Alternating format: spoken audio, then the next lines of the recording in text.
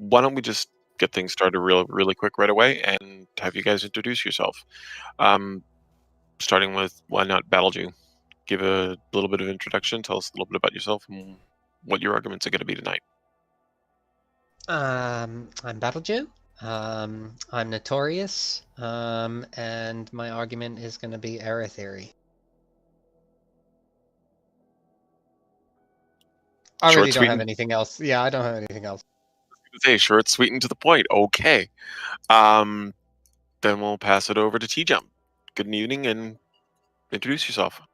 Hey, I'm TJump. I run a YouTube channel where I usually debate professors and philosophers on reasons to believe in God and other philosophy topics. My view is moral realism.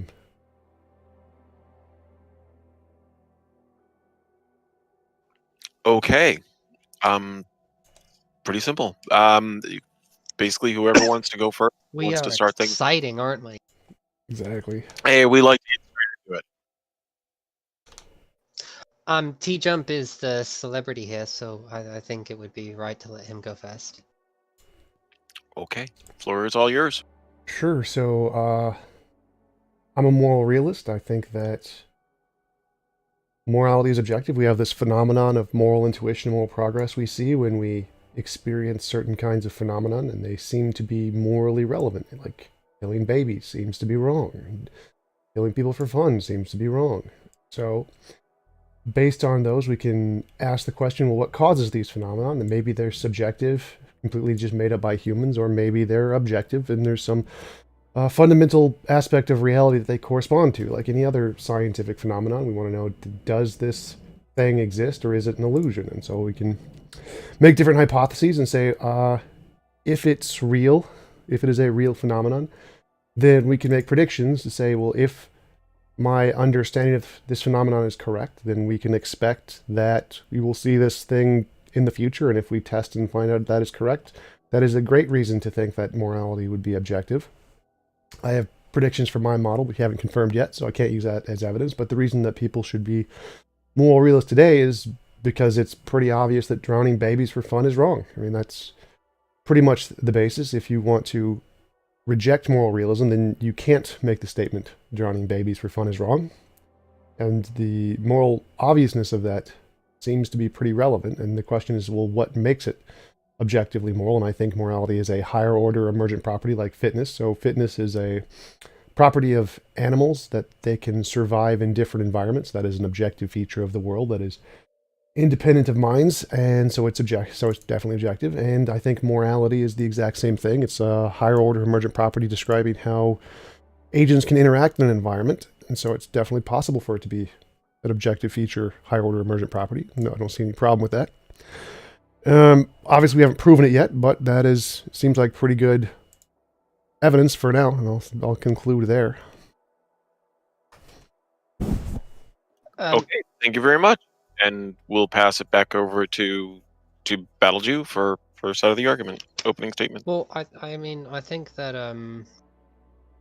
the idea that there would be something discoverable in the universe, moral fact, is really like a weird idea. Like I can accept that there are things in the universe seem to us to be that they will this way, even if you're kind of breaking up where they don't.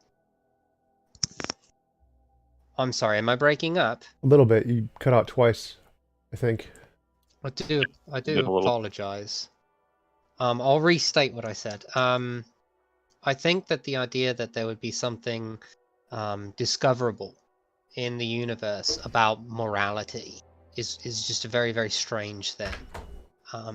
I accept that there are discoverable facts, gravity, thermodynamics, physics, relativity. I accept that these things are discoverable and that we describe them and assign them terminology and things like that. But the idea that we could discover something moral, something that is like an action guiding principle that would be external to ourselves, is really fairly strange to me.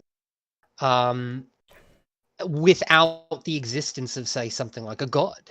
And since we have no good reason to believe in the existence of God, I don't think we have any good reason, or even any just reason to believe that there is something discoverable in the universe that is external to minds, that would be action guiding for us. Because that's, to me, what I take morals to be, is some kind of principle that is going to be action guiding. And I don't know where they would emerge from. If like a higher order emergent property of what? Of the universe? Something physical about the universe that tells us how we ought act in a given situation. That seems incredibly strange to me too. All right, so a few things there. One is the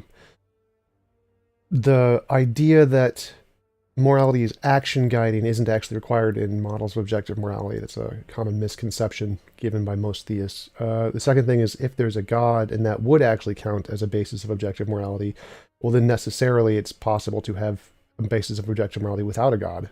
Anything the supernatural can explain, the unknown natural can also explain. So if a God actually works as an action guiding or moral basis, then a non-God could work. You just take the God properties, remove the consciousness, and you're left with the exact same morality.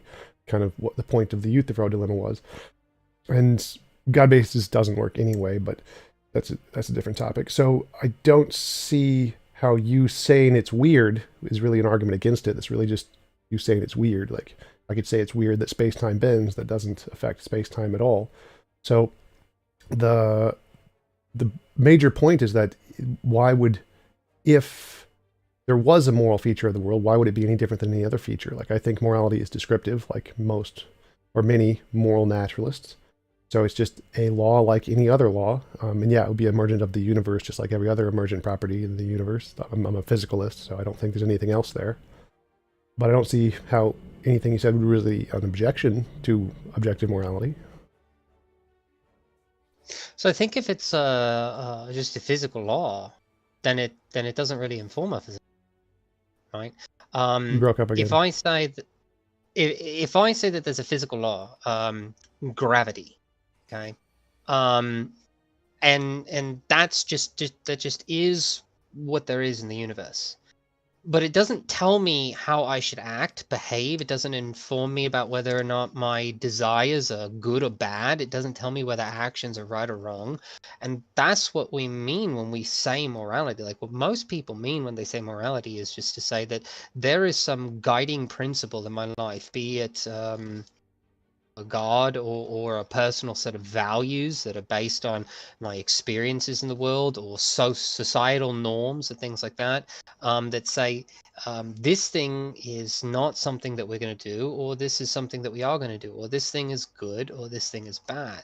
And that's what I take morals to be. So there's nothing about like a descriptive fact of the universe that is going to inform me about any of that.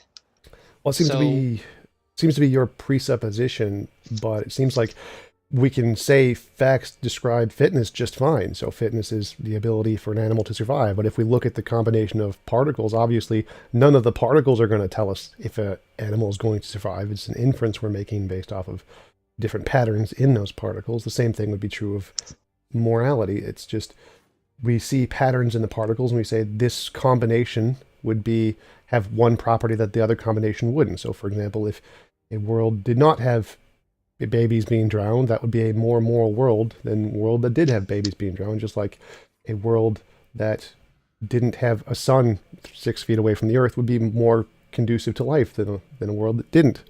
And we can call that morality.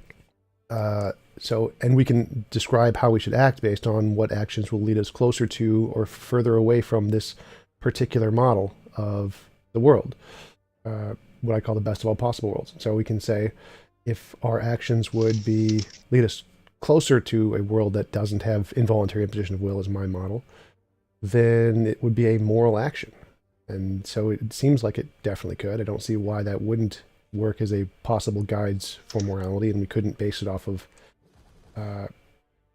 the facts in the universe like any other facts. Like, that's pretty much the view of moral naturalism, that all moral facts are physical facts. What is there about the action of, say, punching a baby in the face that is discoverable that tells me why I shouldn't punch a baby in the face? It would be like, does that move the world closer to or further away from the best of all possible worlds?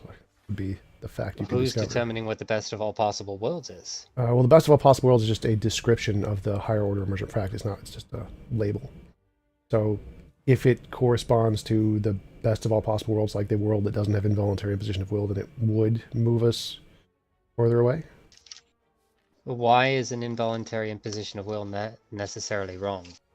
That's my prediction about morality. So it's like saying, why is gravity gravity? Well, it's that's what the physical thing is. I don't know why gravity is gravity. That's just what we call it. So asking why is something wrong is like asking why is gravity gravity. It's just a tautology.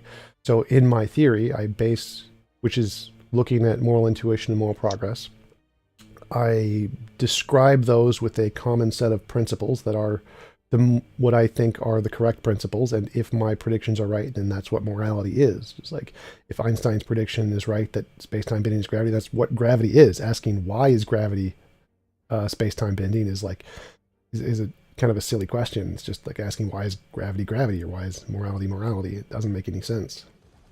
Well, I agree it's a silly question, right? But I don't think that the asking is the silly part, right? I think that, you say that there are these things that are discovering, you bring up these points. So if we say something like progressing morally, okay, so if we're progressing morally, that presupposes that we are in a state of moral imperfection. We are moving towards a state of moral perfection. And if what you want to say by that is you're talking about like an involuntary imposition of will, something like, okay, well, we no longer have slavery. We no longer prevent gay people from getting married. Right. Then I think most people would say something like, okay, those were impositions of will. We got rid of them. We have maybe moved closer to this state of perfection. But the belief in the idea of moral perfection is going to presuppose some kind of moral normativity. Well, just sorry to interrupt, but that's the phenomenon we're seeing. We don't presuppose like moral progress. That's a phenomenon. So we see the past societies who used to allow slavery. So we see modern societies which don't allow slavery. And that seems like a thing. That seems like a property. Like if we see a cup fall over, it seems like the cup fell over for some reason. It's a phenomenon that we're observing. And then the explanations of that phenomenon are, one is maybe it's just something we made up, and two is it's objective. Those are two different explanations, but we don't presuppose those. It's just an explanation of the phenomenon, and then if our explanation is correct, we would then make predictions, but we're not presupposing that. Well, I think we are presupposing it because there's nothing about those things that says that they are things that we should have done away with.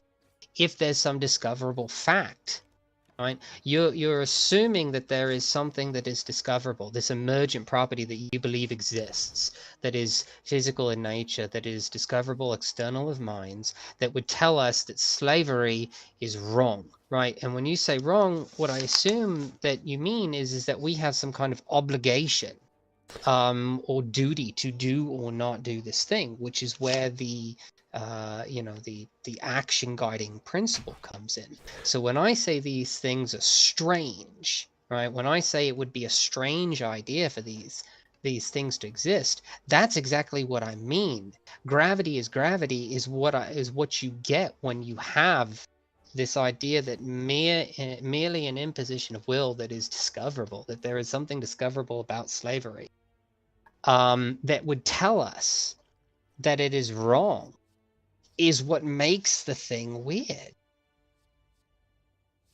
Well, so again, and that's just not informative to anything, right? It doesn't get us anywhere. So it's a separate thing. So I don't believe in oughts. Oughts are not a part of my model. It's purely descriptive. It's just describing facts. So I can describe facts in this world, and I can describe facts in another world, and I can compare the different worlds.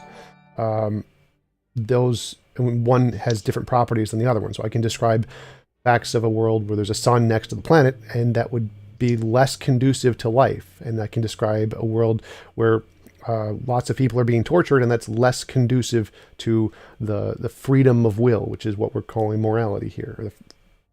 Not involuntary. Why don't you accept oughts? Accept what? why don't you have oughts? Like, why don't you accept oughts in your worldview? Because they're not part of morality. Like, oughts are simply saying if I can prove it's immoral to kill babies or whatever, then we can infer we ought not do it, but the oughts are irrelevant to the morality. Like, if I say I am 6 feet tall, then does that mean I ought to be taller or less tall? Like, no, it doesn't make a difference one way or the other. My goal in objective morality is to describe what is objectively the fact, what is or isn't moral. Whether we choose to do them or not is irrelevant. So if I wanted to be immoral, for example, then I can find out what the moral fact is. I ought not drown babies, and I can say, well, I ought to drown babies. So the oughts there are just irrelevant to the question. You just find out it is immoral to drown babies, just the fact. And then if you want to be immoral, you would then ought to drown babies. And if you want to be moral, then you ought to do morality. But the oughts are only relevant to our like hypothetical imperative of what we choose to want to do, but that's irrelevant to the objective fact of the matter. Okay, so I'm confused. You do or do not have oughts? Because it sounds to me like you do have oughts. No, immorality. You're saying that we... So morality is just factual. It is factually the case that it is immoral to kill babies for fun. Okay, why is that the case? Why is it the case that it is wrong to kill babies? Why do we have an obligation not to kill babies? We don't have an obligation. Obligation is post hoc. So it is that's factually what it means the case. For something to be wrong. No, that's not at all. Like 1 + 1 = When we use the word wrong, we're talking about... So when we use the word right or wrong, what we're saying, we're talking about duties and obligations. When we use the word good and bad, we're talking about values. So right? No, it just seems like you're ignorant of many models of morality, because no, they don't. Like just moral naturalism, if you go to the Stanford Encyclopedia of Philosophy, there's many models that don't include oughts at all. Like, so no, it seems like you've presupposed this into your worldview and are strawmanning mine with this. Like, no, you don't need that for morality. Well, it's not necessarily that I'm saying this applies to your worldview. I'm saying that this is what people take these things to be, right? Like when if we were to, ask like most people, right, which I think is an important thing to do. Right? What do you think? What do you take morality to be? What does it mean to be moral, right? They're going to say something to the effect of, I have values, right, that tell me whether or not something is good or bad. Right. Or they're going to say something to the effect of, there are these obligations, duties that exist, right? So for instance, when we look at a trolley problem, right, when we have a classic trolley example, right, what we're supposed to do, right, is to choose the lesser of two evils. That is the right thing to do. We have a duty to do the lesser of two evils. That's what we're talking about when we say moral. There are action guiding principles. Why are you talking about what most people interpret morality to be? Because that really has nothing to do with my position. Like, I don't care how most people interpret morality, just like Einstein didn't care how most people interpreted gravity. So why would that be relevant? Well, so it's relevant because if I understand what you're saying, which is just basically something like I take what you're saying to be is like action X for any action X is morally wrong if X is an involuntary imposition on some agent, right? So this means that, so for instance, me asking somebody to marry me could be immoral, even if we've been together for 20 years, right? No, that would not be the case. So involuntary impositions only apply to yourself and your property. So it wouldn't count as an involuntary imposition for someone not to do something that they didn't want to do. That would be they have the right to do that because they have ownership over themselves. So it'd only be immoral if someone forced you to do something you didn't consent to. Well, no, I don't think so, right? Because what an imposition of will is can be understood to be a coercive act. So if I ask a woman to marry me, right? We've been together for a while, but she doesn't know that I'm going to marry her. And one day I get down on my knee and I say, will you marry me? There is societal pressure that is caked into that action, that to respond in a positive manner. There are possibly other things like the not wanting to be embarrassed in a situation. There is the surprise part of not understanding necessarily what's going on, and all of those can be coercive acts. And coercion, I think, is just synonymous with an imposition of one person's will over the other. We're just transplanting my will onto hers. Yeah, no, none of that would be immoral in my model. Those are all subjective qualities that if you chose to be a part of the society, that you would voluntarily accept in the best of all possible worlds I'm describing. So that wouldn't be immoral at all. That's just you asking someone and they could just say no. Their choice. Well, could they, yes, they can say no, but that doesn't mean that there hasn't been coercion or force caked into that, right? Simply because you have the capacity to walk away doesn't mean that you haven't had something forced upon you. If you were to go to... Wait, that's literally is what it means. So if you have the option of saying no, then it's literally not being forced upon you.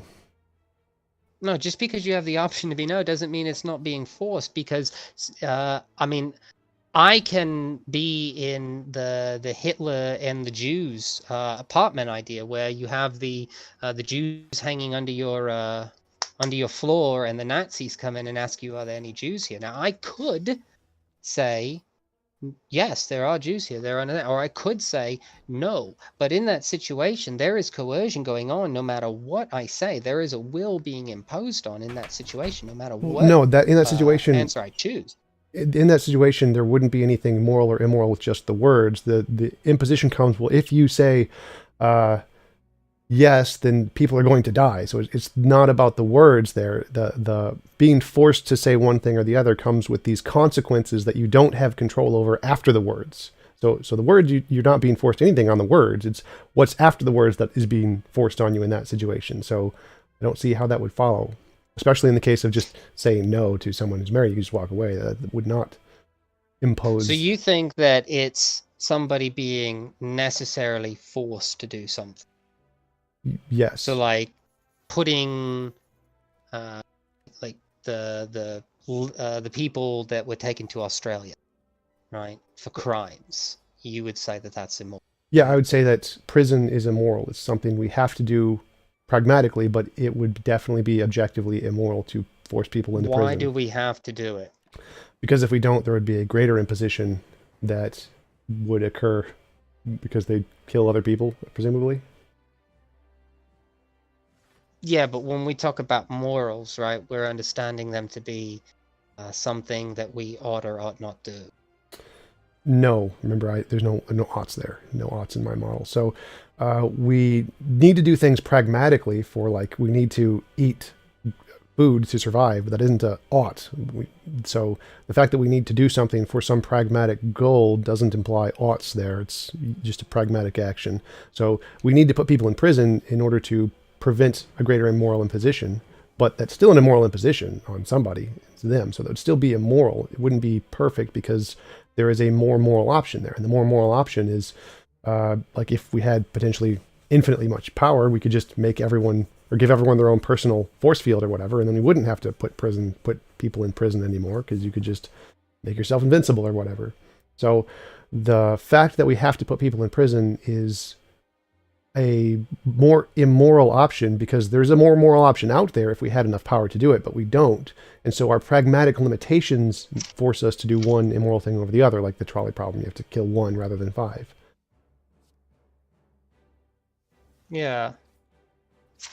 So what is the performative difference then in just saying, when you say morality is just an imposition of will, what is the performative difference in just saying blue is an imposition of will? Why call it morality at all? Well, you couldn't actually decide on anything just by saying blue is morality. I don't think so. Like, when we think of morality, we were thinking of some kind of ideal situation, some kind of perfection, something we're trying to use as a basis to make decisions of what to do. And blue doesn't do that. So, like, if I say killing is wrong, like you're contradicting yourself there. No, so like, if I want to be moral and I want to achieve being a moral person, and I say blue is moral, does painting myself blue make me moral? Like, I don't even know what that means. But why do I want to be moral? Well, that's just your subjective choice. Like, you may want to be immoral, you may be apathetic and not care one way or the other, but that's irrelevant to the facts of the matter. So your wanting there is irrelevant to the morality. It's just, when we're talking about morality, there are certain features that do describe this property in the world, like drowning babies, killing people. Those seem to have this property, and blue does not seem to have this property. So it would not fit to call that morality. But again, I don't agree with that, right? I don't agree that there is anything that exists inside the statement, or the action of punching a baby that makes that action wrong. There's nothing there that I can look at and say, okay, there is a fact that exists external of my mind that I can discover about this action that would inform me that this action is wrong, such that I am therefore guided to not do this action. Where does that exist? That is something that is entirely distinct. Well, again, you keep strawmanning my position, saying you ought not do the action. The oughts aren't a part of my model. I'm not strawmanning your position. This is what I believe. Okay. Right? So I don't see where I can find this thing that you are saying exists, because it is wholly different from all the other things that you're saying it's similar to. You're saying because I'm not saying that at all. That's what you're saying. That's your position. So your straw man doesn't exist. I'm okay with that, but that has nothing to do with my position. Well, correct me if I'm wrong. You said that moral laws are similar to physical laws. Yes, that's right. No oughts there. I didn't say there were oughts anywhere in that. Right. I'm not talking about an ought right now. You're saying that they're similar to physical laws. Okay, so a physical law is something that is discoverable, right? Yes. Newton drops the apple and he discovers gravity. I mean, basically. Yep. Okay. So and we can therefore know that when we drop things, they will fall to the ground. And it's not that, there's always going to hit the ground. It's not that someone couldn't reach out the hand and catch it, or we are in some weird parallel dimension where up is down, right? But we have discovered, and we have reason to believe, that that will continue to happen. But nothing about that tells us why we should behave in a certain way. Again, why we should behave in a certain way is, again, not anything in my model. So I don't know why you keep saying that's... Right. No, right. I understand it's not in your model. You're saying that there is absolutely nothing about what you believe to be moral that informs us of how we should behave. Okay? I get that's what you're saying.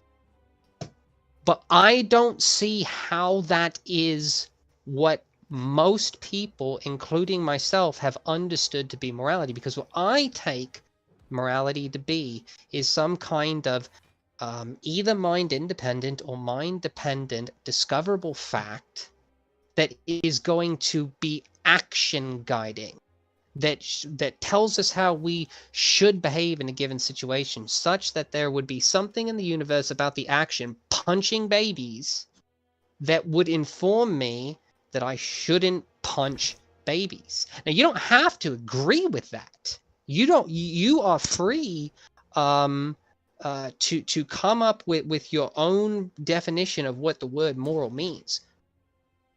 But if what we are concerned about in the normal exercise of communication is common parlance, then no one is going to understand what you're saying when you say, this is what I mean by moral, because you're going to be held to these weird, really strange things like rocks falling down a hill and hitting you is immoral. So again, you seem to be using an ad populum fallacy as if what people say matters at all. Like, Einstein did not care what most people thought gravity was. It just doesn't matter what most people think. They are wrong. So if I can demonstrate with some novel testable prediction that my model is right and you guys are wrong, your opinions don't matter anymore. I win, you lose. So I don't have I have absolutely nothing that I have to do to consider anything you have to say if I can demonstrate mine is right. Okay, so but how are you going to demonstrate it, right? When Einstein said I have this hypothesis, he also had in mind a way we could test it. Yeah, so my testable prediction is that in the future, our moral intuitions will change, where we will see rocks falling on people, the example you used, as immoral. Like, we will see that as immoral in the future. That is my prediction about how moral intuitions will change in the future. Okay, but no one is going to disagree that moral intuitions will change. No, but they no will. one is going to disagree. They will disagree that it will change to cause rocks falling on people to be immoral. That's the prediction. It's not just that it's going to change. Okay, but that's a prediction, but that's not a test. That, like, you just saying as time goes by. Well, that's not what we mean when we talk about testing, right? When we talk about testing, we talk about what we can do right now. Right, No, that's not at all what we mean by testing. So we make predictions all the time, like for the multiverse. Like, we can't test those right now. We make predictions in the future all the time that we can't do. Like, the Higgs boson was predicted like a decade before we could ever test it. Like, we don't mean we can do predictions. Right, the Higgs boson was predicted, but they also at the same time of predicting it had an idea of what it would take in order to discover it. Right, they said, okay, this is the set of technology we have. This is how we need to this is how we need to improve the technology, and then they set about doing that.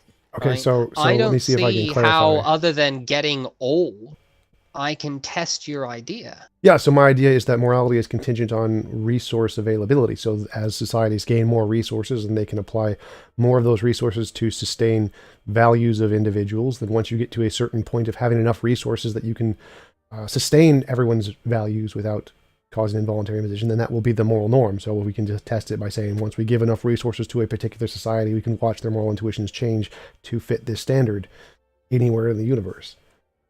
Okay, but how do you deal with the fact that people have different opposing moral systems then? Like, if everybody is moving towards this thing and we have a gross wide variety of different moral systems that are all to varying degrees opposed in such a way that it causes people to want to go to war over them to an extent, how do you know which one is how do you know that this one is the correct? You just seem to be asserting that it is the way. You're just saying, I presuppose X. If my predictions are right, that would be good evidence that my model is right. So it's the predictions. Okay, yes. If there are pink unicorns on Mars, then we might be able to have hippos there. Right? But that doesn't tell us anything, man. Like, I think you like. I really like. So you asked, how do we tell which model is right? I mean, the exact same question is, how do we tell which model of the world is right? Is it round or is it flat? Well, which one makes predictions, and can we confirm those predictions? That's how we tell. I don't know. It's not really a difficult question. Well, of course it's a difficult question, right? Because I still have, other than the passage of time, right? I have absolutely no way. Like, there is no reason for me currently. Right, like let's say, okay. Oh yeah, no, you're totally right. Like, I can't prove objective morality today. Like, if I could do that, then objective morality would be a solved problem in physics. Like, but the fact that we have to wait until the future to confirm it isn't an argument against my model. It's just an argument that hasn't been proven yet. Like, we have to wait until the universe comes to an end to know if the big collapse model is right, or the expansion model is right, or if there's gravity is going to reverse and cause everything to collapse. We kind of just have to wait. We don't have a way to test those. They're just hypotheses. So they haven't been confirmed yet. And I agree, I can't confirm objective morality is real yet. If I could do that, then I would win a Nobel Prize. But it's. What do you mean by objective morality would be a solved problem in physics? I don't understand what that means at all. No, it wouldn't be a solved problem in physics. I'm saying that objective morality is not a solved problem. It's a philosophical problem in ethics. So we don't have confirmed predictions to show one answer is correct versus another answer being correct. So like in physics, there are certain models that are certain problems that are not solved problems, like what is the correct interpretation of quantum mechanics. And we don't know how to make predictions to show which one is correct in certain cases. And in some cases, we just have to wait. Like in the case of the universe being going to expand forever, or going to collapse, or going to bubble, we just have to wait, because one of the models is that later in the universe's lifetime, gravity is going to reverse and cause everything to collapse. We don't have any way to show that. We just have to wait. But that isn't a argument against the hypothesis that its prediction is later on that we can't test now. That doesn't matter to the hypothesis. It doesn't make it less true. So do you think that words have generally understood meanings that are Sure. accepted in the lexicon. Do you Sure. think that your understanding of morality is what the generally understood lexicon is? No, but I think it's the truth, so I don't really care. Oh, okay. I mean, I get that you think it's the truth, right? But it seems to me, right, that there's no reason to call what you're talking about morality. We could call it schmorality if you want, because I don't think that what you're describing is morality. It seems to me like all you're saying is that if we impose our will on people, they might not like it. Well, okay, but I can think of reasons, good reasons, that I think most people, most moral realists, would say are moral actions to impose my will on people. So, for instance, if we say take a person who's suffering from extreme anorexia, right, and then we commit them to a hospital, right? Now they might not like the imposition, right? They might not like being locked up, right? But most people that I know to be more realists would say that the moral thing to do is to put them to impose their will such that they can continue to have a will as opposed to being dead. Right. And I think most people would agree with that. Yeah, and I think that's obviously wrong. So I think most people thought space-time wasn't gravity bending. They were just wrong. So in this case, it seems obvious there's a more moral option there, which is like if we had infinitely powerful, we could just get rid of the consequences of anorexia. So we could, if there were no physical consequences of anorexia, then there's no reason to put them in the hospital. And so you can save their life without imposing on their will involuntarily. And I don't think the second point is that... You're right. You're right. That I agree with that. You are absolutely right. If there is some hypothetical world in which we can do all these things, right? If there is the Christian God, then I'm going to hell. Okay, but it doesn't tell us anything. There's nothing informative so there. you argued that most moral realists would say it's moral to put this person in a hospital. Now, if there's a more moral option there, then that's not the objective morality that is correct. That is not the correct way to assess morality, because there is a more moral option that this other model did not recognize. So if there's... I think you missed the objection there. Your objection was that most people define it differently. I think they're wrong. Here's a prediction. Here's a way to explain why they'd be wrong. I don't know. The objection there was when you say, like, if there is, right? And I'm saying, yeah, if there is a God that I'm going to burn in hell, if there is a more moral way to do something, then this is not the objective moral thing to do. That thing would be the objective moral thing to do, right? Right. But we don't assess things on if these fantastical things that are merely conceivable and almost pure fiction are things that we should possibly consider, right? That's how thought experiments work. So thought experiments work by doing things like Einstein imagined he can travel at the speed of light. Like the fact of whether or not he can or can't do it is irrelevant. It's just a way to test the model in different situations to isolate variables in the model. That's what thought experiments do. Of course it matters if he can or cannot do it. What? Like, it's impossible to travel at the speed of light, but he still imagined it. I don't see why that would be... Why is that relevant that he couldn't do it? Because he can't do it. That's the relevant thing, right? There, in the example of the anorexic person, right? All of these things are understood when we talk about objective things, and we're not talking about, like, we have direct revelatory knowledge from like a triune God under like Aquinas' definition, right? Well, when we're removing that, we're saying, okay, we don't believe in those things, right? We're talking about objective. We are not talking about epistemically certain, right? We are all operating under the understanding, you and me both here, that we could be wrong about everything. Unless you're not, unless you're saying that... I agree, you don't need certainty for knowledge, but that wasn't anywhere in what I said. Okay, so if you understand that you don't need certainty for knowledge when we talk about these objective things, right? We're saying these things are objective. We could be wrong about them. Sure. But we still call them objective, subjective, relative, things like that, right? Yes. Everything caked into the non-God position is that we could be wrong. So I could be wrong about the idea that the objectively moral thing to do with an anorexic person is to put them in a hospital. but I don't have any reason, any good reason, right? And that distinction is important, any good reason to do otherwise. And if I want to be a morally obligatory person, then what I should do is make sure that this person continues to possess the capacity to live out their will.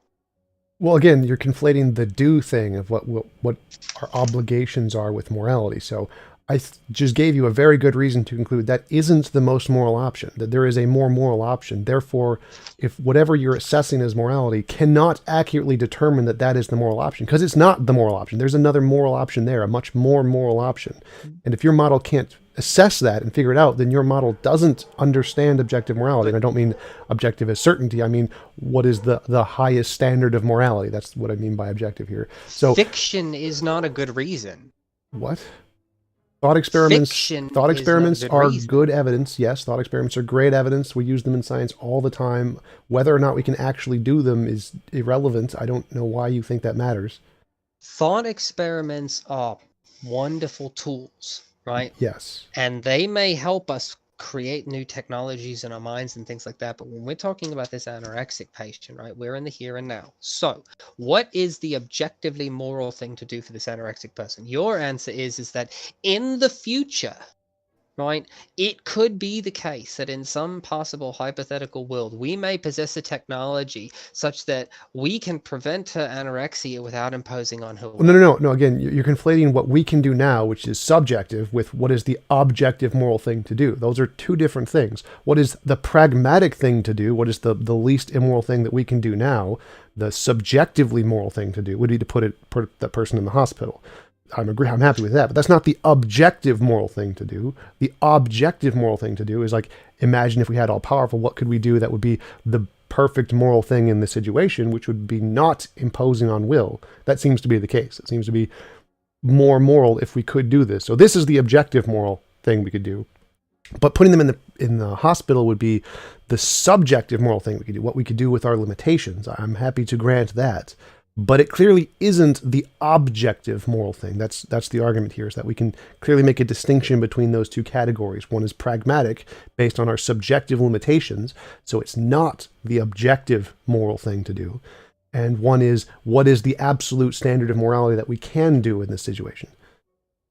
Okay, so I have no reason to understand why I should assume that what you are talking about is in any way, shape, or form objective in any way. It's just like what I take objective to be, again, and what I think most people take objective to be. And I'm not saying, right, by the way, when I say what most people take, right, I'm not saying that Albert Einstein should have listened to like the consensus, things like that, though I think consensus is a good thing, right? Consensus helps us figure out where we're at, right? So most people in the world are moral realists, right? Most academics are moral realists, and what's left over, the majority of them are moral relativists, right? And what they mean when they say moral, right, is that there is some discoverable fact of the matter that is going to be action guiding, such that we can know how we should behave, as opposed to merely some kind of description about the physical will, right? These words, when we use these words, right, wrong, good, bad, these are prescriptive words, not descriptive words. And it seems to me that unless you kind of like I assume that you would agree with the statement that in order to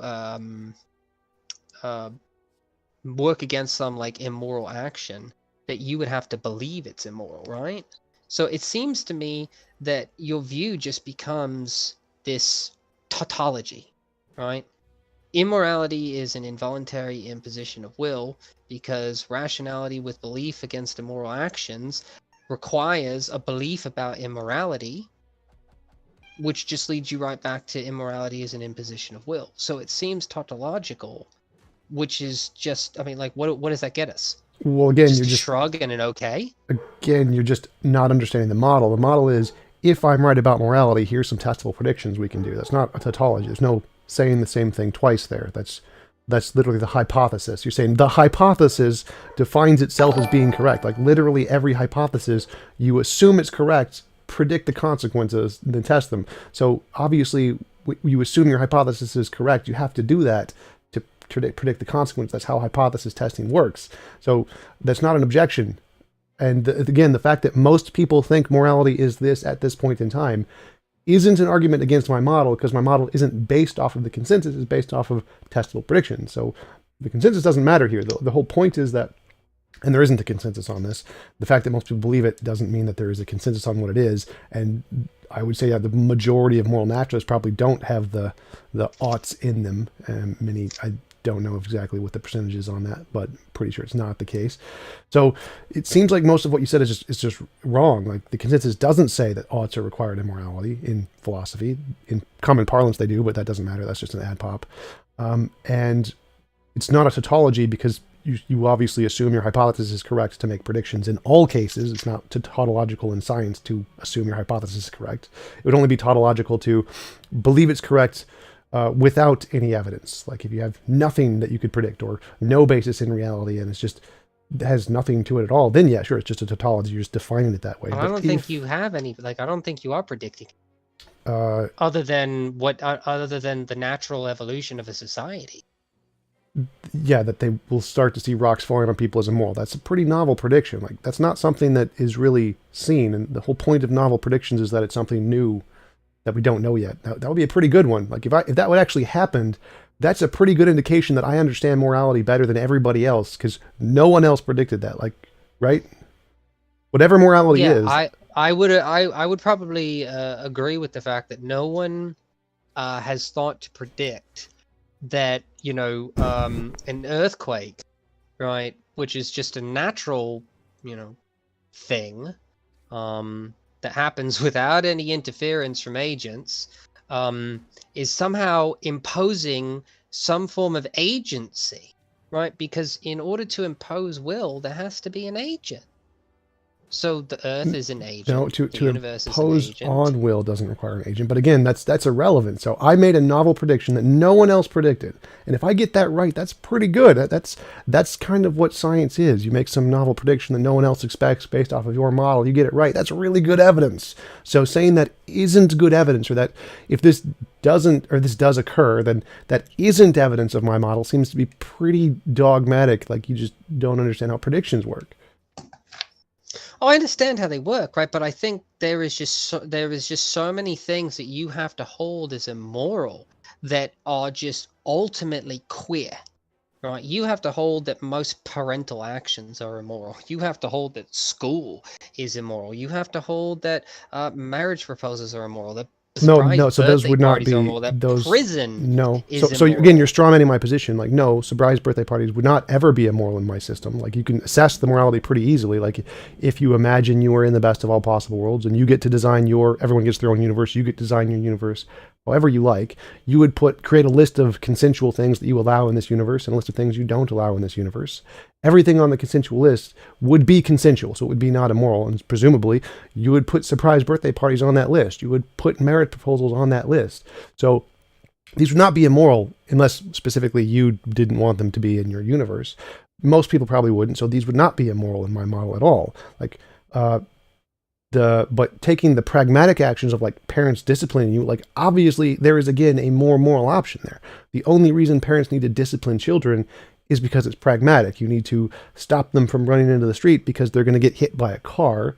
But again, there's a more moral option there. If you could just make the kids ethereal so they would just not get hit by the car, you don't need to stop them from running into the street anymore. I'm sorry, if we could make the kid ethereal? Yeah, like a ghost, like so not if the car wouldn't physically hit it. I mean, come on, man. Did you just hear the words that came out of your mouth? And you think that's what morality is? Yeah, making kids ghosts so they don't like get hit by oncoming traffic. Yeah, if there's a way to do something without causing involuntary imposition of will, that is the more moral thing to do. Yes, that would be an example I thought of to accomplish this. Why should I believe any of this? Because I make testable predictions, and if my testable predictions are correct, that's good evidence that I understand the topic better than you.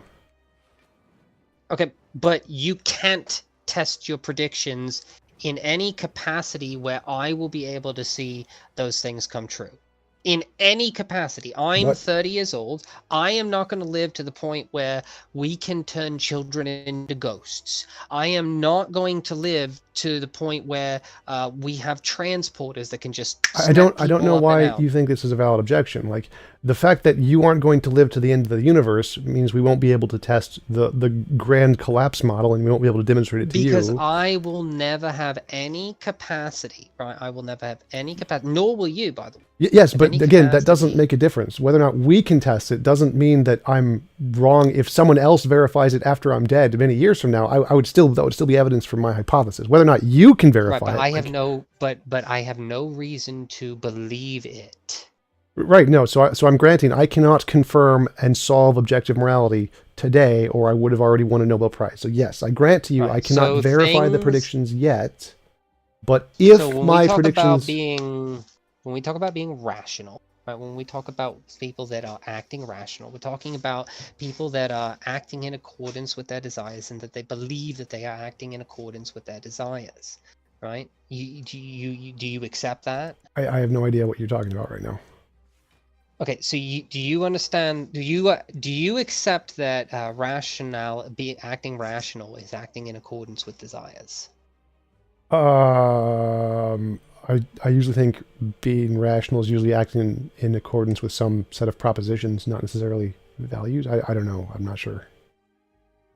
It seems to me that if you wanted to be, if you want to hold your position rationally, right, that there would have to be some reason to believe it, right? Well, let me rephrase that. Maybe you don't need to be rational in order to hold your belief, but in order for me to hold your position, right, in order for me to say it is rational, that we have good reason to believe TJump's position, then I'm going to have some reason to believe it. And simply stating that it is possible, it is a possibility that in the future I may be proved right, is not any reason. There's no rational reason. There's no good reason. Right. So I've already granted this position like 10 times. I can't show demonstrable empirical evidence of morality today. Like, obviously I can't do that, or I already would have won a Nobel Prize. Like, so I'm saying, here's my hypothesis. Here's the reason I hold that hypothesis. If it seems rational to you and that we may come to that conclusion in the future, then it would be good for you to adopt it as a hypothesis. Obviously, I'm not saying I can prove it to be correct. Otherwise, I would have won a Nobel Prize. So, like, if you're asking a physicist, why should we believe in the grand collapse model? He's just going to say, well, that's my prediction based off the evidence. That's it. That's as good as it gets. Like, it's just a hypothesis right now. I'm not claiming that I can prove it yet. What we can conclude here is if we were to, like, syllogize your position, right? We were to say action X is morally wrong, which is a prescriptive. No, again, if so that's your is an involuntary imposition on A for some agent, right? Now the is there, right, is the is of identity. Do you agree with that? The is of identity is what, I don't know what you mean by, like, other kinds of ises. I don't know what you're talking about. Yeah, so there's the is of identity and there's the is of predication. Right, and if you're saying that is the is of predication, then you're going to have to justify it. Yeah, I have no idea what you're saying there, so it's just not relevant to my model. Well, of course it's relevant to your model. No, you just... Right, you understand what an identity relationship is, right? I have no idea what you're saying there, so you'd have to explain how this is in any way relevant to anything I said. Because if you were saying action X is morally wrong, right, and that is the is of identity, then you're just not saying anything. So again, none of that, you have to explain how any of that is in any way relevant to anything I said. So my position is, if we want to syllogize it, is any involuntary imposition of wrong is immoral, or just to say, I don't want to put it into a syllogism, I'm too lazy for that.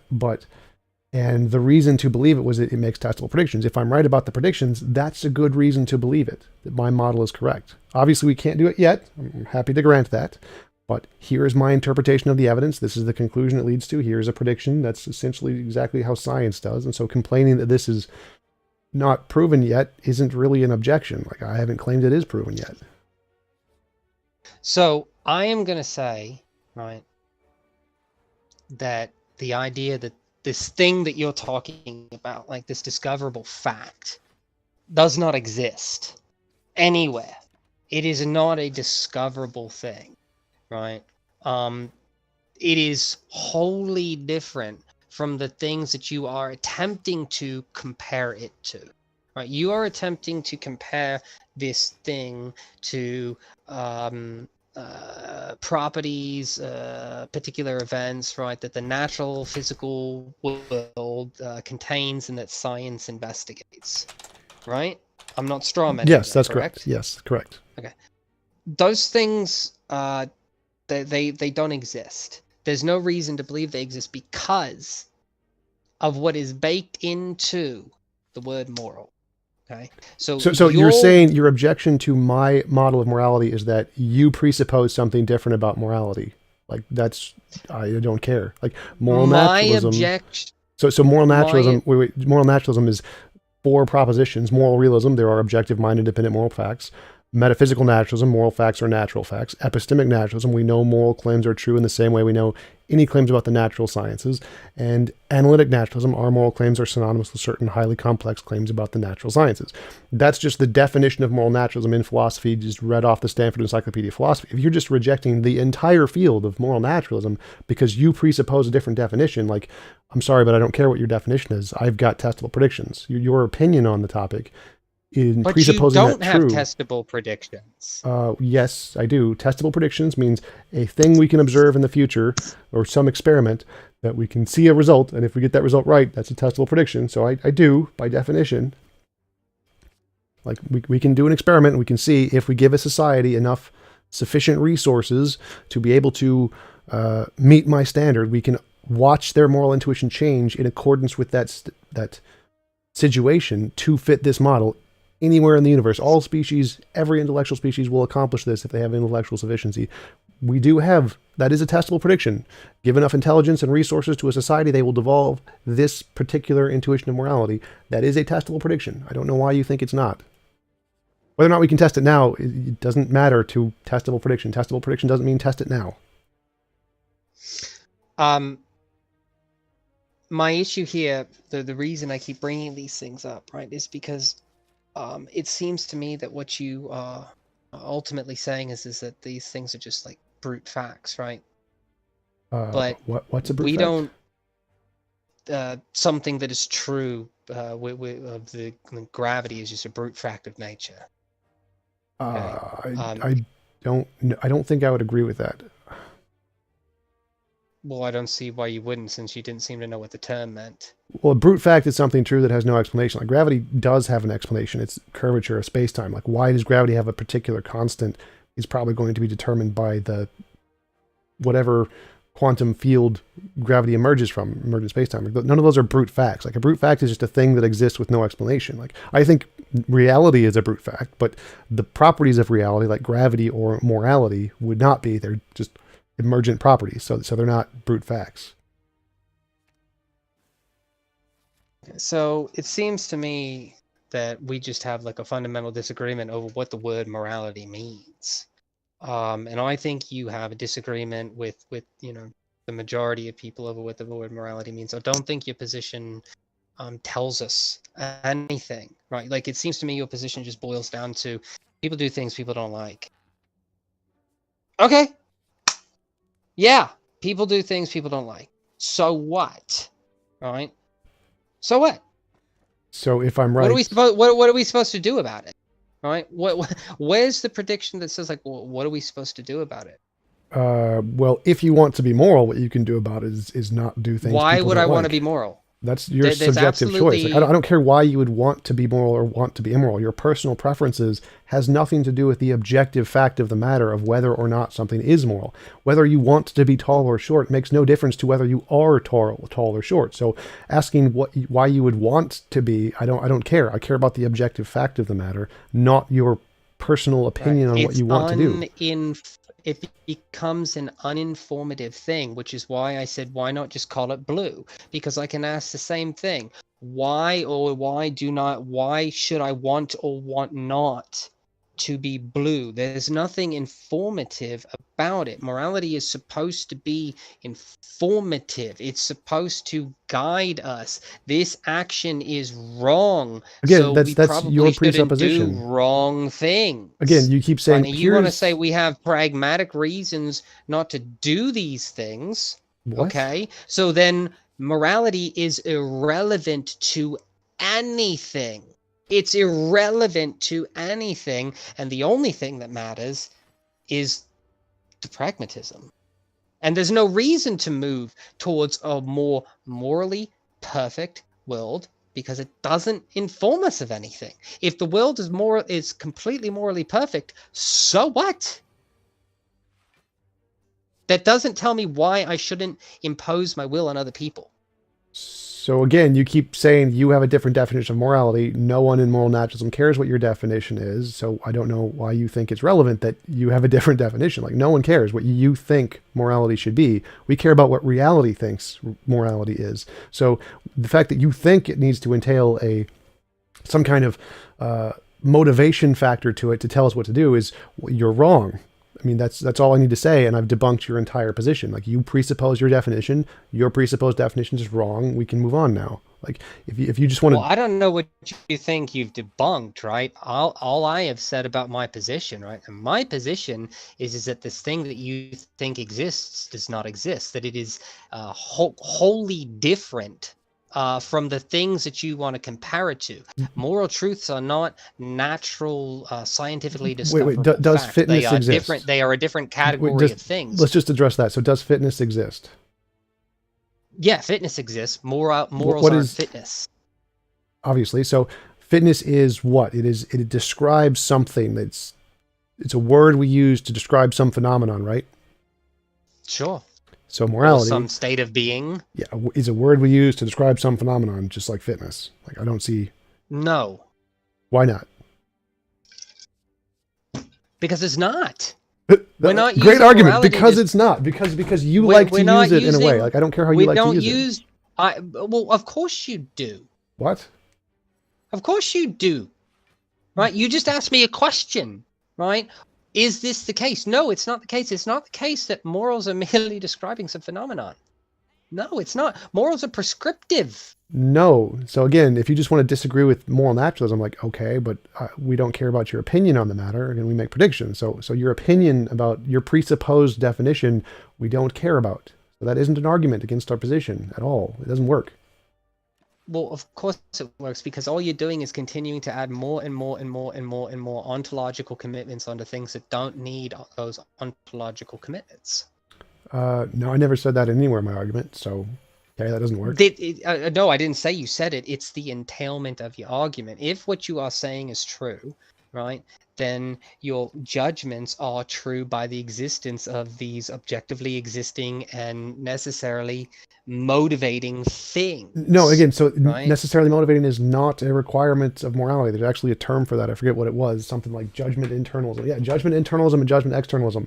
The motivation is not a requirement in morality. Like, that's not a thing that philosophers accept. You do not need judgment internalism to be true for morality to be true. It's just not the case. You do not need it to be motivating. It's not required. Okay, well, I'm just going to disagree with that, right? And that's just going to be like, I mean, that's just what it's going to come down to, right? Sure. I understand, right, what these people to be saying is that there are necessarily motivating entities to these things in order for something to be objective. And we have no reason to believe in the existence of metaphysically queer entities that, and metaphysically queer entities being objectively existing and necessarily motivating entities. Okay, so you presuppose judgment. I take you to be a moral realist, correct? Yes. Yeah. Okay, so I group you in with all of those other moral realists that believe that there is some mind-independent fact of the matter about the universe that is discoverable, right? Yes. That is discoverable. You want to say that tells us absolutely nothing other than the state of this thing. So again, you just seem to you presuppose judgment internalism. You could just go to the Stanford Encyclopedia Philosophy of Moral Naturalism, just Google judgment internalism, and you presuppose that position, and therefore you think mine is wrong. Like, no, That's just not how arguments work. You can't presuppose your interpretation, therefore say others is wrong. It's not actual evidence. And you presuppose that morality isn't a description of natural facts. Again, just moral naturalism, the very first set of describing what it is we know moral claims are true in the same way we know the claims are true about the natural sciences and are synonymous with highly complex natural sciences. That's literally just the definition of moral naturalism. This is a well-accepted position in philosophy. Saying that, no, it can't be that way because you presuppose something differently isn't an argument. That doesn't actually work. Okay, show me where this thing resides. Where does fitness reside? Well, I would assume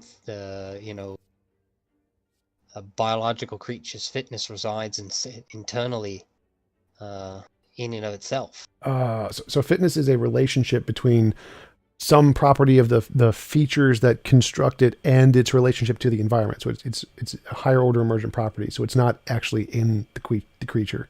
So that's kind of the thing. Morality is also a higher order emergent property. It describes relationships between things. It isn't like a particular particle. That's what higher order emergent property means. So I don't know exactly how to answer your question there, because I wouldn't say that fitness exists in any particular location. It's a relationship between the features of an organism and the features of the environments in which it can particularly live. Okay, so you have really just no response other than to say, I just believe it is the case that these things exist. Okay. What is your response to the different views on morals, as many as there are, other than I just think mine's right? I make testable predictions. If mine are right, then I have a reason to believe mine over all others. That's the testable predictions thing. You don't think any other moral systems make testable predictions? I don't know of any, but if they do, that's cool. And if they make different ones, that would be great evidence of them. That would be phenomenal. So if they make different testable predictions and they're right. Christianity's moral systems make all kind of moral predictions. So do Islam's, make all kinds of, predictions. Sure. And they say that they have evidence that those things exist. Sure. If we died and we met God after heaven, that would be great evidence. Sure. I'm happy with that. Yeah, I think so. And I think that dying and meeting God is about as assurable as the evidence of you thinking that one day we will show how rocks hitting us in the head are immoral. But it seems to me that with moral disagreements, the best explanation is that moral codes, right? And I assume you do agree that there are moral codes, merely reflect different ways of life, different the environments that life has found itself in have produced different sets of morals. And the idea that somehow, like, I assume you would say something to the effect of female genital mutilation is immoral, right? I would assume so, correct? Sure. Yeah. But this group of people over here says, no, it's not. It's the most moral thing we could possibly do. And you're saying, well, there's something discoverable, right? Yes. Correct. Okay. And so you're going to say that the people that that say that this is wrong have already discovered that fact. No. So what? Well, no. they're saying we know this thing is immoral. And they're saying, look, the thing cries, right? And what are they talking about? They're talking about all these evolutionary things that we have. So I've never said they've already discovered this. Like, again, my testable prediction has not been discovered yet, so I don't know why you think I would say. Well, it seems to me that I don't see why you would argue otherwise. It seems to me that people are saying we know this to be the fact. I still have no idea what you think. What other people say is relevant to my model. I don't know why you keep bringing up what their position is. Like, I don't think they've discovered objective morality. They may think they've discovered objective morality, and they can think that they're just wrong as far as I'm concerned. So I don't know why you keep bringing up what they think, like why what they think isn't really relevant to other models. I think I keep bringing it up just to hammer home the idea that you are just equivocating on what we mean when we say morals. I think I keep bringing it up to make sure that you understand that what you are actually saying is your position is schmoral, not moral. And you are free to say all day long that you have schmorals. So I've already But you debunked that haven't- argument like entirely. Like No, you haven't no, debunked I've anything. I've entirely debunked that argument. Like the fact that other people stating wait. that you have this No, that's not what I'm thing saying that here. you So think can happen doesn't debunk anything. So I've already debunked that argument. That's an ad populum fallacy. We know that isn't a valid argument. It does not follow that my model is wrong because most people like to use it in some other way. That isn't evidence. So keep you saying that just shows you're saying that your model is wrong because most people think this. I'm saying that you are not talking about what they're talking about. Again, that your doesn't matter. That's an ad populum have... fallacy. So your ad populum fallacy isn't not. argument. So try to put it in a syllogism form. I'm not talking about what they're talking about. Therefore, what? I am not saying that that your thing here doesn't make predictions, right? I'm saying it's not addressing the thing that we're talking about. No. So I'm not saying that what you're saying is wrong. Again, so that isn't a valid argument. It's wrong. Again, I understand you're saying that's not a valid argument. So saying that there is no real morality because what you are talking about morality doesn't exist. Like I don't care what you're talking about. I'm not saying that there's no. That's not what I'm saying either. Okay. Right. Whether or not there is real morality or not, right, is in the realm of, say, my error theory versus some moral relativists or some moral realist, right? But you're not one of those people. You're talking about something else, and you're making predictions about something else, and you're bootstrapping your something else into what we're talking about. No, again, so that's you presupposing your definition, which is just you making shit up, and then assuming that my definition is wrong, which is, again, just you making shit up. That's not a valid argument. That's just an ad populum fallacy. So I could make the exact same argument for Einstein and say, well, when we talk about gravity, we're not talking about space-time bending, and you're talking about space-time bending. Therefore, you're not talking about what we're talking about, which is just irrelevant. Like, I'm talking about reality. So if you're just making shit up, like, okay, you're wrong. Okay, but I don't see what that gets you. Just telling me that I'm wrong, I don't see what that gets you.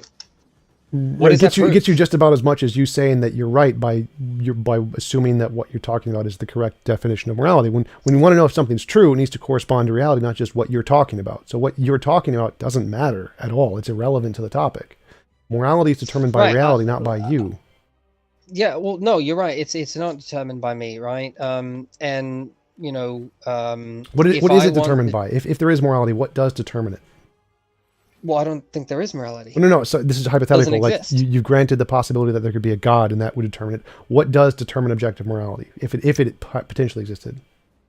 I have no idea. Well, just reality, right? Like it would be, if there was objective morality, then it would be a part of reality, correct? That would just reality determines if it is or is not the case, right?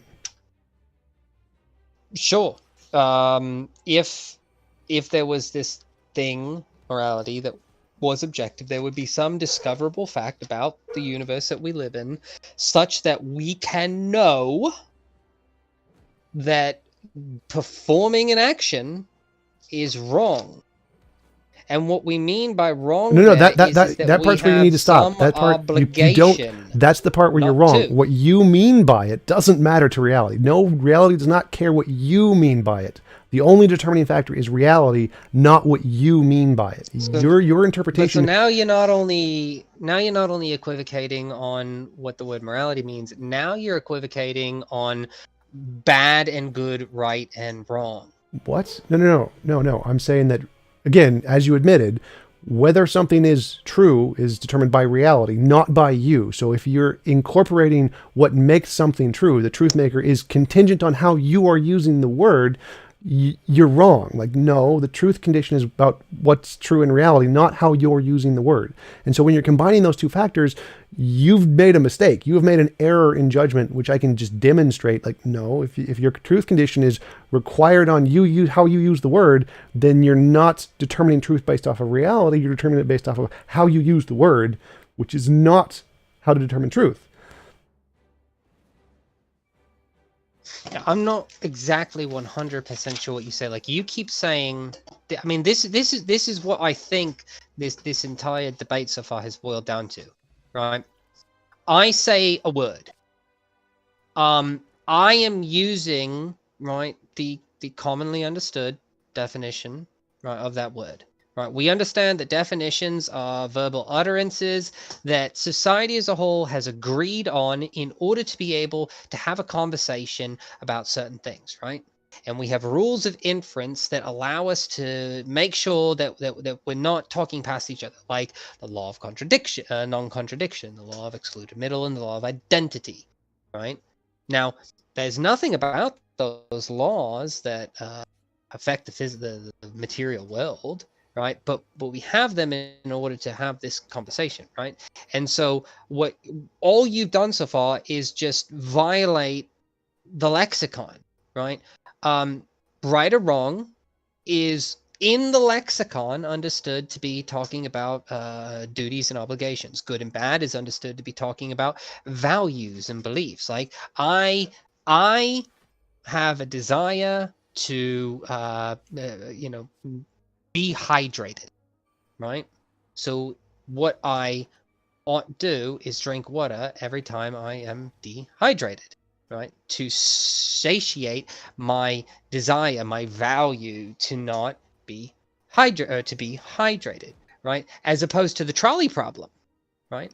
Where I have an obligation, I have a duty to pull the lever to kill the one person instead of the 5 people, right?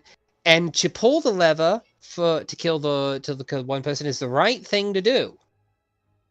And if you were to say no, that's not what we mean, then I don't know what you're talking about anymore. Right. So I can just that's a good closing statement. I'll do mine too. Like, yeah. So if essentially your only argument is that you use the word differently, therefore my word is wrong, which isn't a valid argument. Like, the determining factor of objective morality, moral realism, is if there is a feature in the world that corresponds to morality, not whether how you use the word. Like, no one cares about how you use the word. And as I've demonstrated, the way I'm using the words is common parlance in moral philosophy. So whether or not you agree with them, like, I mean, I don't care. Like, it's not like I'm just making up an arbitrary definition like morality is blue. I'm using common terms that are well understood in philosophy and moral naturalism. I even gave you the sources on the Stanford Encyclopedia where you could look these up. This is not just me making up my own lexicon. This is a genuine hypothesis of morality in philosophy. So your interpretation of how you think the word should be used isn't relevant to the question of whether or not moral realism, whether it's a part of reality, because that's about reality, not how you use the words. And that was essentially your entire argument. So it wasn't really productive in that way. All righty. Well, you guys went to closing statements before I could even say, "Hey, let's go to closing statements."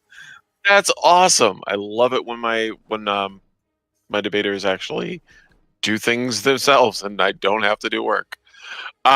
Anyway, we have several questions that have popped up in the debate chat. If you guys have some time, I'd like to go over them with you. Sounds good to me. Yeah. All right. Spaz asks, I'd like to ask what the difference between a world where immorality is involuntary imposition of will and a world where that isn't the case. Is there any way to tell the difference in principle? Well, I'd say the same thing. Like, if you tried to tell the difference between 2 different animals, one that has more fitness or less fitness, like, how would you tell the difference? Well, it's really just a comparison. Like, if you put this animal in this set of worlds, it's going to survive in a more or a higher number than the other ones. And the same thing would be true of morality. Like, if you would assess, if we put a person in this number of worlds, then their will would be less imposed on in more of a number of them or whatever, or more or less ways. That would be the way to tell. Same way as fitness. All right. Next one is from Tataris. I'd like to ask TJump if by morality you mean something different to what anyone else is saying. How is it BattleJew is committing an ad populum fallacy rather than you committing a fallacy of equivocation? Because, as I said, these are well understood topics in moral philosophy. I'm not like just making up terms and calling morality blue. This is a actual hypothesis in the philosophy of morality. It's not analogous to me just making up my own language, because I'm stealing the language of actual philosophers who have taken all these positions, and I've presented you the sources to actually verify that for yourself, if you're interested. All righty. Next one is by Freeze Peach. If TJump's claim is that involuntary imposition of will is the objective meaning of the term immoral, what prevents someone from using unjustified harm as the objective meaning? What makes his view more accurate? Well, the objective is whether or not it's true independent of opinion, so it would have to be correspond to something in reality. Like, so if there's some law that instantiates that definition, they would be right and I'd be wrong, and if there's some feature of reality that shows that I'm right, then I'd be right and they'd be wrong. So it's whether or not it corresponds to reality is the determining factor in who is correct. Alrighty, and next one is again by Free Speech.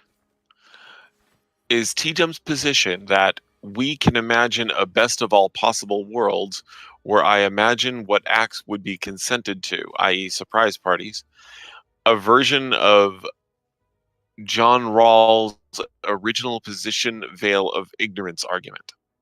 And I'd be closer to Robert Nozick's free traversal of society model, but John Rawls is a pragmatic model saying we should design a society that would be fair no matter where you would be placed in society. Like in my model, everybody's placed in the exact same position of having their own universe that they can define however they want. And so it would definitely meet Rawls's criteria. But if you're trying to compare my model to someone else's model, it would be closer to Robert Nozick's, I think. All right, Free Speech again. This is the last one. Would TJump say the statement, "Don't do immoral things," a moral fact? No, I'd say that's a preference. So I'd say I agree with Kant's hypothetical versus categorical imperative distinction. So I'd say that if something is immoral, it's a fact about reality, not about your position on it. So you can choose, you can have an ought to do an immoral thing. Like, for example, if I want to be immoral, then I ought to do immoral things. The ought there doesn't then make the immoral things moral because it has an ought. Like the ought is determined by your preference, not the feature of reality. So no, the fact that you ought to do something is irrelevant to the morality. It's simply a post hoc interjection about what you think you should do to accomplish your personal goals. It's a hypothetical imperative, not a categorical one. Okay, Acer is next, and he has a long one. Is TJump able to walk through one of his testable predictions through to completion, to test why something is moral? From formulation to testing to replication to interpolation of the results, just because a hypothesis can help us make testable predictions doesn't mean there will be support for that hypothesis. So I believe that he's analyzing, God, I can't spell, his worldview to a scientific hypothesis fallacy. I'm not sure what he means there. So yes, I could say that if we give a society a sufficient number of resources and they have a sufficient intelligence, then their intuitions will evolve in such a way that it will prioritize involuntary imposition of will because of it's a feature of the world, like fitness. Like if we give enough resources to a animal, essentially, it will evolve the ability to survive in more environments or whatever. So it's just a observable phenomenon like evolution, that if you have these conditions, it'll change us in this particular way, like evolution. So evolution is a thing, it's an observable thing. Our changes in intuitions are an observable thing, and they change in a particular direction, and that directionality is what I'm referring to as morality. So that would be the hypothesis and how to test it and how to verify it. So yes. TJump, they just love asking you questions. Crispy asks, ask if TJump has heard of projectivism and quasi-realism. If so, what does he think of them? I have heard of quasi-realism. I did study that a while ago. I have not heard of projectivism. I don't really have an opinion on them much. Like, just different interpretations. Like, same as error theory or non-cognitivism. Like, okay. Like, I don't really have an opinion on them, I don't think. The next one's a really fiery one. Shisha says, is the proposition TJump shouldn't rape a baby true or false according to your objective morality? That would not be a moral statement. It would be a descriptive statement. So it would be like saying that it is objectively immoral to rape a baby would be a true moral statement. The should there would just be a preference-based thing. The should is irrelevant to the question. So it would be objectively, it would be an objective moral fact to say raping a baby is wrong. TJump should not rape a baby. That would be an objective moral fact. Yes, a true objective moral fact. Okay, that looks like it's the end of the questions. Cool. Well, in that case, wait a minute. Holy cow. Missed asks at the last second. Can we deem something immoral to be taking your own and someone else's desires at the same? Did I just read that wrong? Can we deem something immoral to be taking your own and someone else's desires at the same time, which would be contradictory? So would it be immoral? I'm not sure what that means. He gave an example of, again, rape. Sorry. Your desire is that you want to rape this woman. The person you want to rape has the desire that they want to be not raped. Oh, you yeah. Consider both desires at the same time. Would it be deemed immoral? No, so your voluntary imposition of will only applies to yourself and your universe. So you don't get to will that you own someone else or that you force someone else to do something without their consent. Obviously, that would be immoral. So your will only applies to yourself and your property or your universe, not anybody else. So it would not be a contradiction. It would not be immoral for someone else not to abide by your will.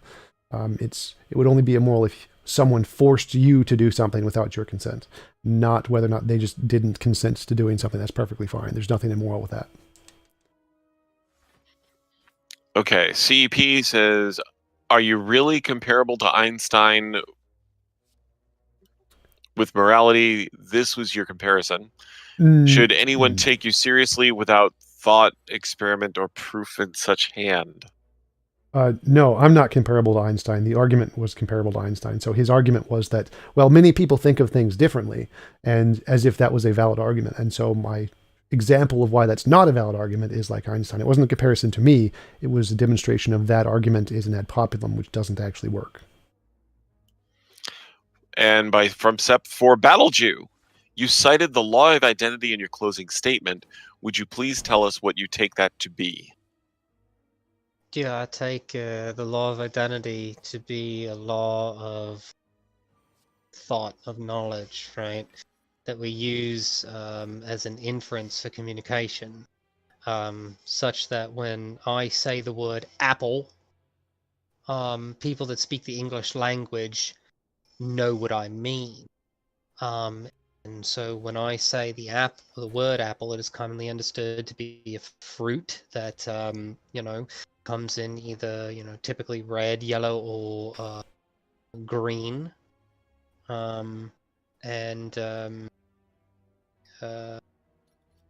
way we, don't equivocate with each other. So we can have a conversation. Even, and then of course that's going to go across languages, right? So if I say, how are you? Versus I say, Unhimanakinis, they mean the same thing.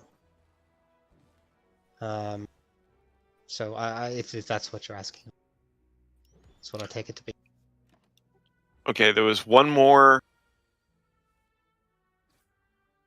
Darn it, stop doing that. Beethoven asked, why is it a moral fact based on what? And he said, in reference to the previous question about child rape being wrong. So that's probably for TJump. What? What was the question?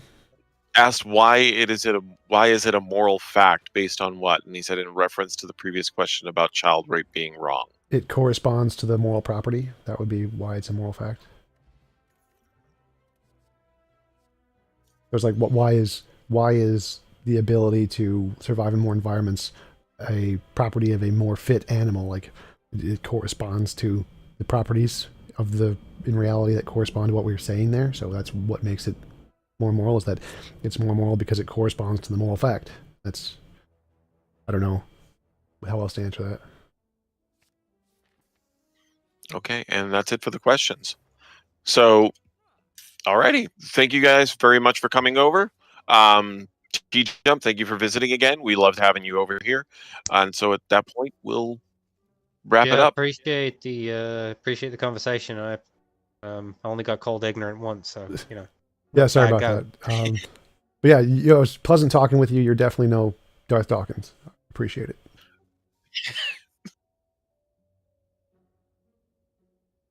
I love this channel. You guys have a great night. You got one more question. One more question? Yeah. Satan said, how does his view predict anything? A definition doesn't make any kind of empirical predictions. Right. So we look at the phenomenon of moral intuition and moral progress. I try to make a principle that describes the pattern in that phenomenon, and then I take that pattern and put it to its extreme and see, well, if this pattern continues over X amount of time, or when we get X amount of resources, this is what it will be. So the definition is just a principle I'm using to describe the phenomenon, or what the principle I see, the pattern I see in the phenomenon.